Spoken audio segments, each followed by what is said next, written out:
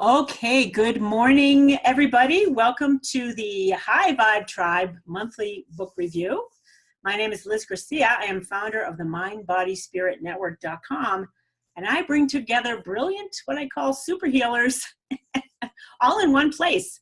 And some of them are here today to share some of their favorite reads. And if you really like kind of transformational, spiritually minded or health minded, alternative health minded books, you're going to love what we have coming to you today. So first up is on the docket is Deborah Edwards. Deborah, I'm going to unmute you and tell us what you got, who you are, what are you all about?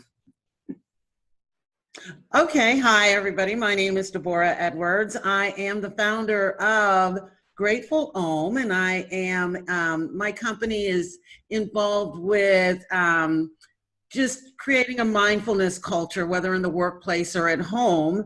And I am in Greenville, South Carolina, and we do that through coaching, individual training, corporate training, mindfulness coaching, meditation, the whole gamut.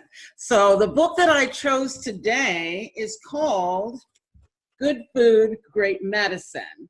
And I love this book. And one of the reasons why I love this book is because it's really connected to the to increasing mindfulness. Mindfulness is mind, body, spirit, and this is talking to the body. And so as an Ayurvedic practitioner or perfect health coach that was certified at the Chopra Center, I learned how important food is and how important whole foods are and how you fix the foods and how you prepare yourself. And this is very much in line with Ayurvedic teachings on food and as medicine. So one of the things that I love about this book is it is written by a medical director of integrated medicine program at Providence, Portland. And so what he has done in this book is given some of our most common ailments in the United States are linked to our eating. And what he has given is a balanced view of how we can correct some of our health issues by eating. And the one thing that I really like about it, and let me just give you what the sections are and the contents. It's very easy to read, big letters, big sections, so you can see that. And a lot of anecdotal advice. And so like section 1, advice for everyone. Section 2, solutions. Section 3, practical eating, and these are transitional tips. Section 4, into the kitchen, where there are almost 200, really about 150 pages of recipes that fit into this. Sometimes when we get good information, we don't have good information on how to transition. And this book does that. So it is focusing on heart conditions, avoiding type 2 diabetes, getting your weight loss in a more practical way, cancer survivorship, and it has a lot of examples in here. Again, this is Good Food, Great Medicine, and it's by Miles Hassell, MD, and his sister, Mia Hassell. And I definitely recommend it. I'm really about the content of this book. Thank you, Deborah.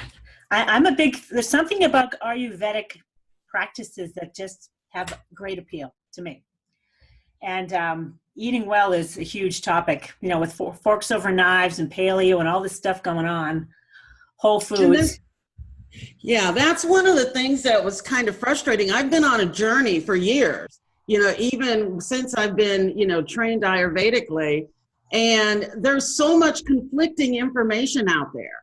Yeah. So much. And you get so frustrated because you don't know it. You think you're doing the right thing. Like, how many years were people eating margarine and thinking that was the healthy alternative?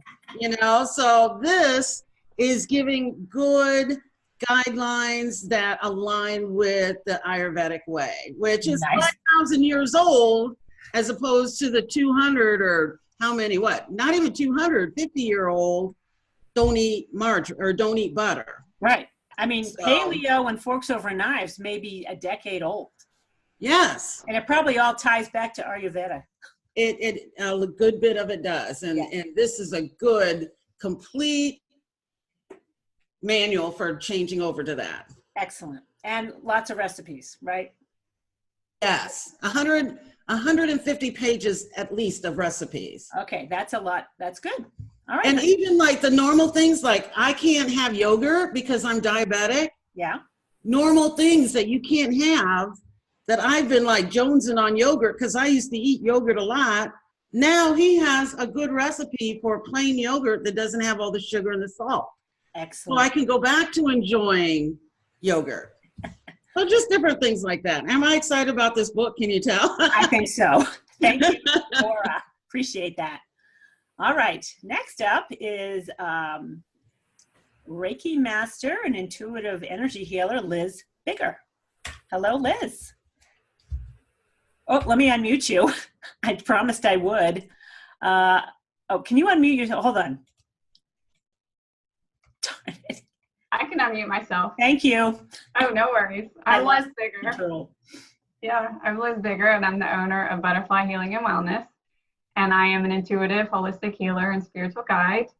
I help people with their mental, emotional, physical, and spiritual diseases or ailments. I usually end up helping people who are in transition in their lives, either from grief or divorce, sometimes retirement. And I do that with Reiki and crystal Reiki. I also use angel therapy, crystals, aromas, and sound to help in the healing. And I'm in Stafford, Virginia. And the book that I chose today is The Gifts of Imperfection by Brené Brown. That doesn't show on screen very well. And I really love this book. And for me, a lot of the people that I end up seeing, they have anxiety, or they have parts of their lives that they have a hard time letting go of. And I can heal when they're in my presence with the Reiki. It will heal the energy as it is right now. But we have patterns in our lives, and we go back out and we pick those old patterns back up. And next thing you know, our ailments back, our disease is back. So this actually is really good. It's perfectionism. We talk about it in the United States as a good thing, and it's really not such a good thing, because it's really holding yourself to a standard that you're never going to achieve. And so in this book, she talks about, and I love Brené Brown. She's done a lot of work around grief and shame and guilt, and I just really, she's got a lot of really good TED Talks and stuff online too. But I love this book because it talks about what to cultivate, and it really focuses on authenticity, like finding out who you really are, like what is really your internal self, like what fits with you and your life. And today, not old patterns that fit with you when you were a child, or old things that fit with you when you were in different situations, but what is fitting for you right now in your life. And it talks about cultivating, and then it talks about what to let go of. So, the first thing is cultivating authenticity, letting go of what people think. And that's like a huge thing. I mean, our whole society, I think, is built on what people think, keeping up with the Joneses. And when you can let that go and find your authentic self, you're going to have a much healthier life. And it makes my work a lot easier as a Reiki master, because, if I can, do the healing for the energy body as it is right now, and you don't go back out and pick it all back up again, then you're going to stay healthier longer, and makes my work easier. So, and it's all, it's all about compassion, and, she goes through a whole bunch of different things that are just mind-blowing that you don't even think about, and it's something that's come up right now. A lot of people are talking about it, the need to play, the need to sing, the need to dance. We don't do that in our society. We're very like buttoned down, and we think of Americans as, we're that spirit, that ingenuity, that kind of thing. But somehow we got all buttoned down. We don't sing, we don't dance. We're scared of what people think. So this is just a really good book to discover who you are and stop trying to be perfect. and stop trying to hold yourself to standards that you can't hold yourself to. And I love Brené Brown. Like I said, she's really funny. So it's kind of a funny little book. It has like little quips and stuff in it. And if you ever can, like, you should look her up on YouTube and the TED Talks that she does, because she's got some really good stuff around that too. So that's what I have. Great, Liz. I thank you. I just want to chime in because I do love any opportunity to kind of talk about levels of consciousness. And I'm going to unmute all of you in case you guys want to chime in on this. Whoops. So in regards to perfectionism, I'm glad you brought this up. Perfectionism on the map of consciousness is in the area of pride and righteousness. It's like a similar type of energy. And when you're talking about perfectionism, it's kind of the energy of our feeling that we're not good enough. So perfectionism is a downward pulling energy that you won't manifest what you want until you let go of having to be perfect, step into courage on accepting that you're perfect as you are, and then the energy will support you get out of the perfectionism. So that's my own little, podium on perfectionism. Okay, next up is certified medical intuitive and medium, Ms. Holly Scalmanini. I always have a hard, I'm sorry. It's okay. It's a long and difficult last name. Not really, but what do you think got for us? So I'm Holly Scalmanini. I am a medical intuitive. I give intuitive readings over the phone, via Skype, and helping understand the root cause of illness, looking at illness beyond just the physical and looking at the emotional, mental, and spiritual components. I always intend to give clarity, insight, and direction in health and all matters in life, because everything is connected. And I actually just want to quickly say two things in regards to the books that we just talked about. So first, with perfectionism, I will go so far as to say that I think that perfectionism is intimately linked to so many illnesses today. And one of the most heavily prevalent diseases that perfectionism shows up is eating disorders, young women with eating disorders. And I think that perfectionism is really, it's almost a disease in and of itself. I would go so far as to say that. Wow. I think, yeah. And I think a lot of, it's good to, yeah. I also think a lot of diseases that include fatigue and like chronic fatigue, adrenal fatigue, those diseases also tend to have a component of perfectionism, because people with those disorders tend to be really pushing themselves beyond their limits from that place of not feeling good enough about themselves. And so that's what I wanted to say. And then Deborah, about your book, I'm excited to check out your book. I actually just did a reading yesterday for a woman who is in that situation where she just is getting so much information from so many different places and really doesn't know what to do or where to turn. And I really love Ayurveda. I really think that it's very balanced. My background is Chinese medicine, but Ayurveda is also rooted in balance. So I'm excited about both books that you guys talked about. Yeah. I'd love to get your expert insights, you guys. So if you guys have any insights on books like Holly just shared, this is what this group is for, to share our expertise. And very fascinating, Holly, that I know that you are highly intuitive, and I'm fascinated by what you're able to see. But to see that and bring up perfectionism as a problem, there is no energy to support you there.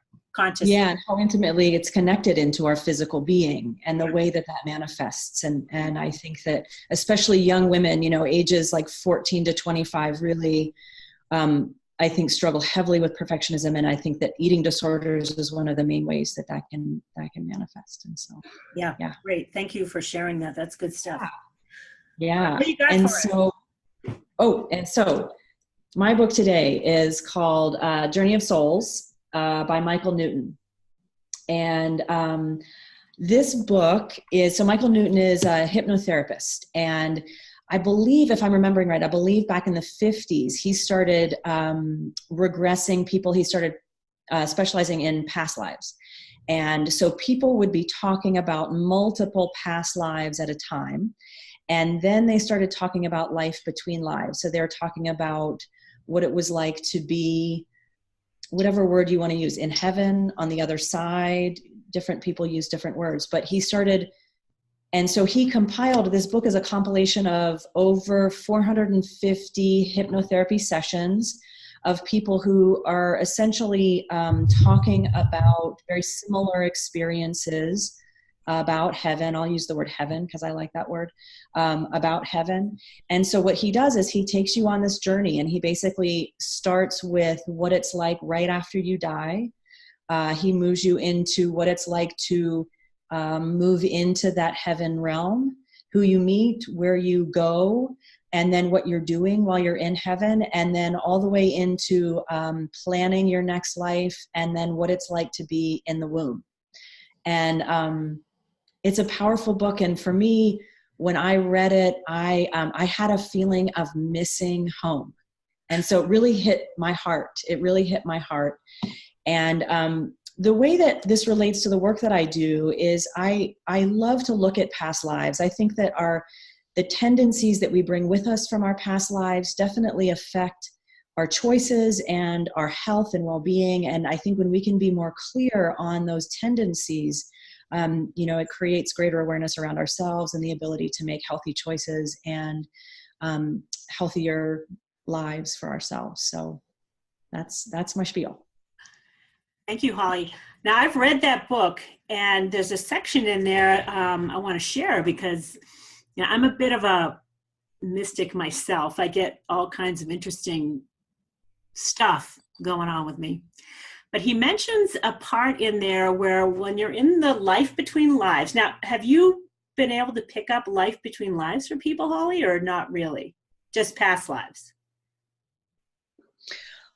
Oh yeah. Well, when I act as a medium, when I'm channeling for those who have crossed over, I'm often able to see what they're doing on the other side. What people, some people are living very similarly to what they were doing in this life. One of the common things that I see is music, which I think is really interesting. A lot of souls show me that they're involved with music, and I think that speaks to the joy that's on the other side. I think a lot of us, if we had more time, we probably would be involved in some more of those joyful things like music. I would be singing like Whitney Houston.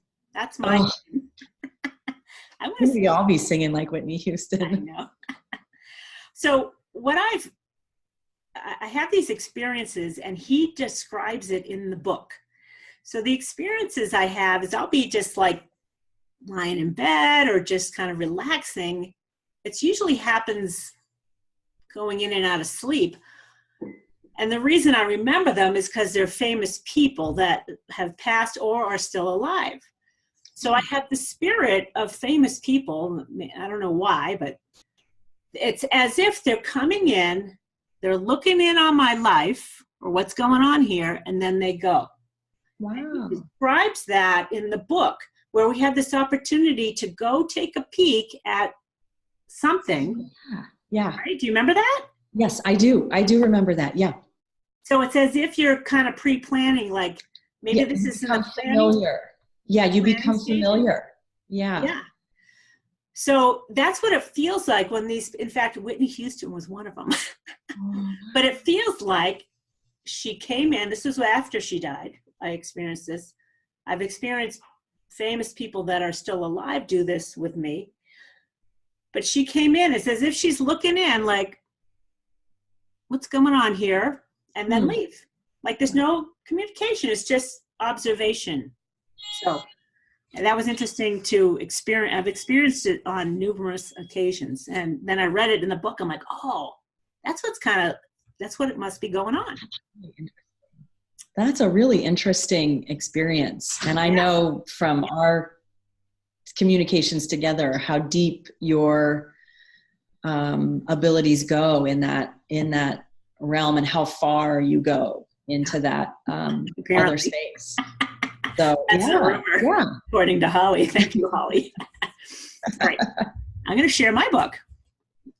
Did anyone else have any questions for Holly about? That's an interesting book. What was the name of the book where the guy, the hypnotist, like master? Many Lives, Many Masters. That one. That's a different author. Yeah, that's Brian Weiss. Right. And yeah, and I think that's such a great book too, but in that book, it's really a sort of tentative exploration of, do we have past lives? Right. Can we prove past lives? Whereas Journey of Souls, he just dives right in and there's no even question. It's just, this is what's going on. Yeah. So the life between lives is, what's the guy's name again, Holly, this author? Michael Newton. Michael Newton, right. Very fascinating. And when you've been where I've been, it helps clear up a lot of questions I would have, like, what's going on there? And then I'm like, oh, there. I got questions answered for me in the Afterlife of Billy Fingers, too. Because I'm like, I've had some really nutty metaphysical experiences. Not all of them very pleasant, but some of them amazing. So anyway, there's a lot, and Holly mentioned about feeling at home, like I felt at home. I've had that feeling that we are truly, our life is really in spirit. That's who we really are. This is highly temporary, but fun. You know, it's like, hey, you're in La La Land, you know, you got to go into the trenches. It's like, okay, I'm going to dive in and I'm going to make it a rough duty because I know when I leave here, it's going to be La La Land again. So it's all good, but I have felt, you know, when I heard, I shared this before, the first time I heard the song Drops of Jupiter by Train, It was in the mid-90s. I was walking over the BU Bridge in Boston, going to work with a Sony Walkman on. I heard the lyrics to Drops of Jupiter for the first time, and I was not into this whole, you know, angel stuff, spiritual stuff at all back then, and I thought people were a little nutty that were. But when I heard that song and I heard the lyrics, it has to do with now that she's back from the atmosphere, drops of Jupiter in her hair, she walks like summer and talks like rain, something like that. The minute I heard that, I'm like, ooh, I felt that was where my home was, among the stars. And I was very practically minded when I heard that, but I'm like, oh my God. I felt homesick, just like you said. I'm like, oh my God, that's home. But now, wow. There you go. All right, I'm sharing a book. Here you go. 365 Days of Happiness by Jaqueline Pirtle. And this is a really great little gift book, and she's a cutie, the author. I'm just going to read the author bio, and then I'll tell you, I've started to read it. But it's literally 365 days. So every day, you can see it's kind of like a great journal writing prompt. And it's for great people. It's great for people that are just kind of starting out on a spiritual quest, or they just want a reminder of being grounded and loving and happy. It's all about, happiness on the map of consciousness is a very high vibe. It's 395 on the map of consciousness, which is huge. There's not many people in this world that are vibing out at the level of happiness. So she's aligning you with a high energy attractor field, that's for sure. If your intention is to be happy every day, here's a great alignment. And it's a cute book. And she gives you all these little cute things to go with it. There's this cute little, and she's a freaky healer, she says, on her business card. It's a nice bookmarker. And then she gave me this postcard called Unicorn Believer. And she's got this fun little ribbon with a cupcake charm as a book, another bookmarker. So it's a fun little gift book. So here's what she says. This is on the back. Why not go with the best summation? Do you have fun with your own life? How often do you really pay attention and choose things to improve your day? So she's trying to get you on track with enjoying your own life and being happy. And 365 Days of Happiness, author Jaqueline Pirtle has created daily inspirations that help you mindfully work towards living a more vivid experience of daily happiness, showing that you can put in work to change your life while having fun. The practices are all full of whimsy and delight. Through light, bubbly, cheerful passages, each day teaches you to find happiness and use those sour lemons and shift yourself into a high for life, like high vibe tribe, frequency where you can reach happiness anywhere at any time. And again, happiness is a high vibe. And as in contrast, glad is, I think, 335 on the map of consciousness, and happy is 395, which is 10 to the 395th power. That's a quantum leap from glad, just so you know. And the author, Jaqueline Pirtle, she's also known as the Freaky Healer, has been leading life-changing workshops, talks, and private sessions since 2006. Her passion for sprinkling happiness and being high for life shines through in all of her work as an energy healer and mindfulness teacher.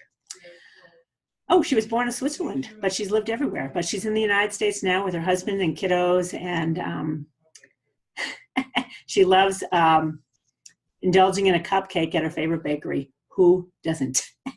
So that's it. 365 days of happiness. I love her cupcake cover. And it's a great daily mindfulness practice because they're all short. They're one page long. They're maybe, it's not a lot of reading. To just sit, tune into happiness, and then it's a great, if you're a journal writer and you want to open your heart, just so you know, opening your heart happens through journal writing. Another little pointer here at the Mind, Body, Spirit Network. I got all kinds of useless information, but it's not useless. It's good stuff.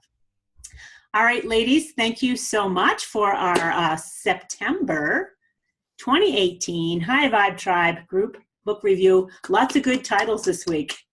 Woohoo! All right, everyone out there watching this video, please join in. You can check out all of our High Vibe Tribe book reviews. We've hit almost, I think we only missed 1 month in the last year, so we're doing pretty good. So stay tuned for October. You guys come up with another good title, and we'll see you again on the other side.